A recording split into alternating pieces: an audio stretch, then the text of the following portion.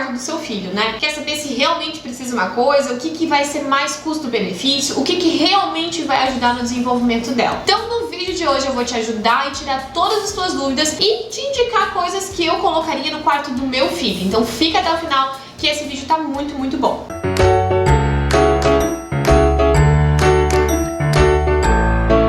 O nosso quarto de criança é realmente aquele lugar que a gente se desenvolve, né? Onde a gente descobre muita coisa, onde a gente testa muita coisa, onde a gente ganha os nossos presentes e é ali onde a gente brinca. Então, realmente é um espaço que marca muito a nossa vida. Eu não sei vocês, mas o meu quarto de criança eu tenho na minha mente cada cantinho, cada brinquedo, cada brincadeira que a gente inventava ali. Então é uma memória que eu guardo com muito carinho e eu tenho certeza que você quer isso pro seu filho também. Então hoje eu quero te mostrar alguns itens que você consegue colocar no quarto do seu filho para que ele brinque mais, para que ele se desenvolva mais. E você, como pai, vai proporcionar para ele uma infância muito mais aconchegante só de colocar no quarto dele, no mundo dele, os elementos certos. Então vamos começar já, sem enrolação, pro primeiro item.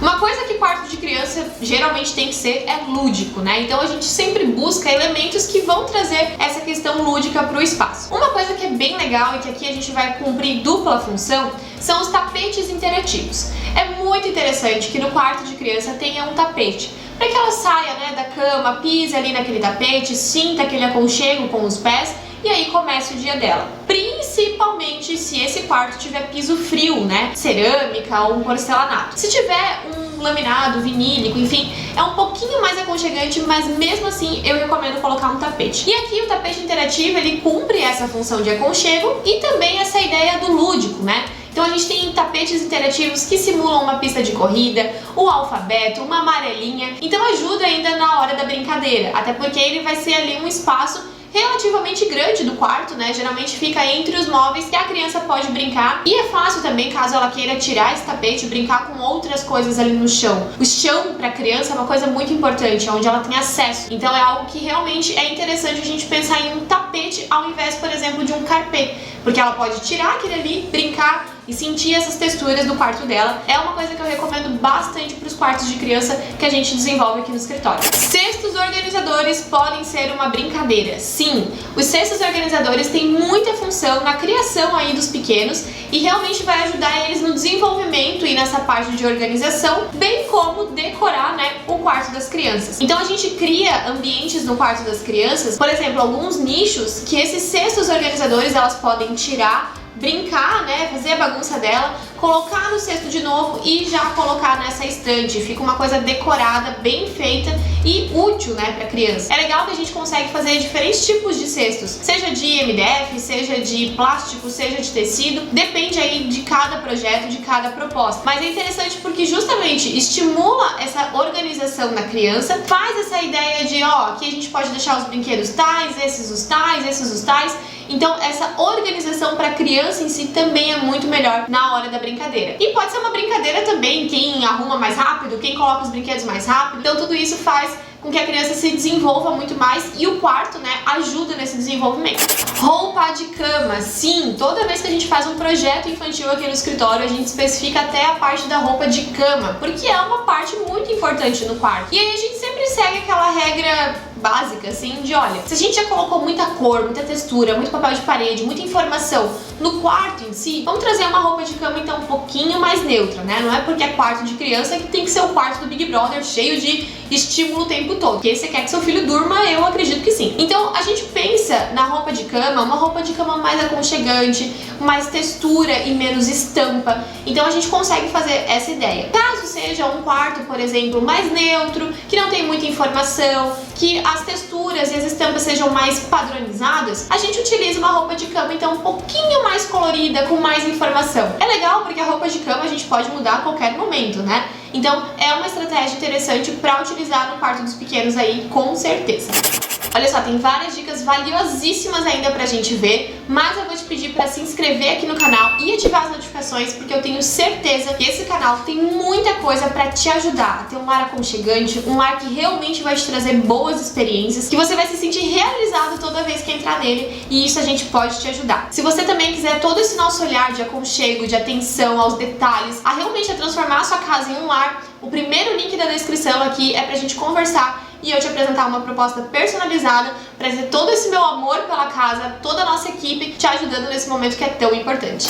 Prateleiras, vamos abusar aí das prateleiras no quarto das crianças, porque elas trazem sim essa ideia de versatilidade, então a gente pode trocar, pode mudar, se ela mudou de ideia, mudou, né, cresceu, enfim, é muito fácil da gente fazer essa alteração. Outra coisa, as prateleiras a gente consegue deixar uma decoração organizada, exposta, e mais ainda, o que eu gosto muito nas prateleiras são as de livro, aquelas que realmente vão ficar na altura da criança, que a criança vai conseguir pegar e ela mesma ler a historinha dela, ou pedir pra você ler, ela mesma pode guardar. Então essa autonomia, né, o quarto pode proporcionar. Então sempre que possível, perto da cama, né, ali na hora de dormir, ter essas prateleiras. A gente utiliza os espaços que der, né? Então às vezes ali perto da porta, atrás da porta, então eles têm profundidade pequena, então é legal que a gente pode aproveitar esse espaço também e estimular, né, o hábito de leitura aí dos pequenos.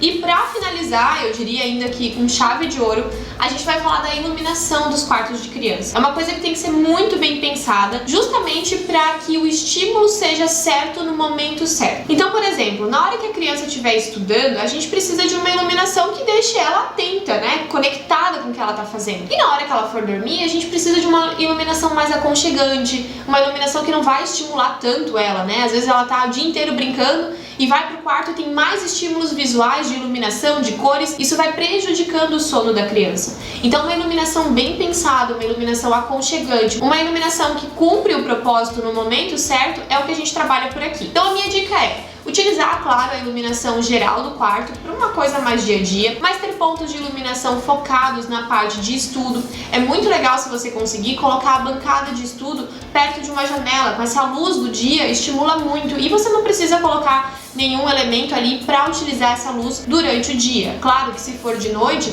um abajur, um ponto de iluminação ali é bem importante. Outro ponto de iluminação que é fundamental é perto da cama.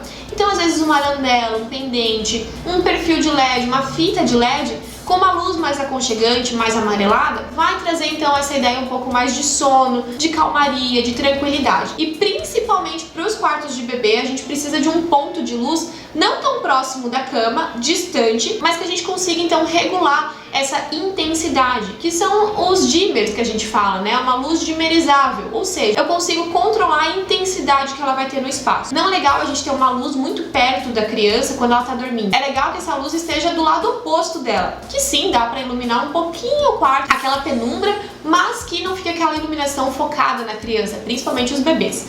Então, toda essa estratégia de iluminação é muito importante. Crianças que estão um pouquinho mais ali adolescente e tal, se for fazer uma penteadeira, faz uma iluminação frontal, porque ela vai se maquiar de um jeito certo, essa iluminação vai estar uniforme no rosto dela. E essa dica é para qualquer área de maquiagem, né? Seja sua, adulto ou de criança também. Então todas essas estratégias para a gente ter esses diferentes pontos de iluminação.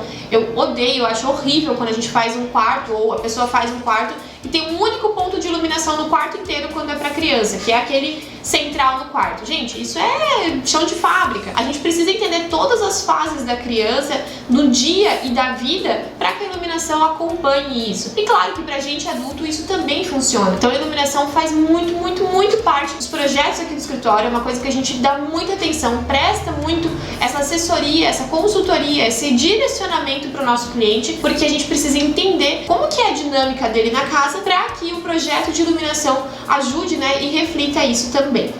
Uma diquinha extra que não estava aqui no planejado, mas eu vou trazer para vocês, é a parte de espelhos. Uma coisa que a gente tem que tomar cuidado nos quartos de criança é não colocar um espelho diretamente para ela no quarto, quando ela tá deitada ali. Tem que ter, claro, um espelho de corpo inteiro no quarto, mas ele tem que ser estrategicamente posicionado. Porque às vezes a criança, ela tá tão ligada durante o dia e ela fica se olhando no espelho. É uma coisa que fica chamando atenção.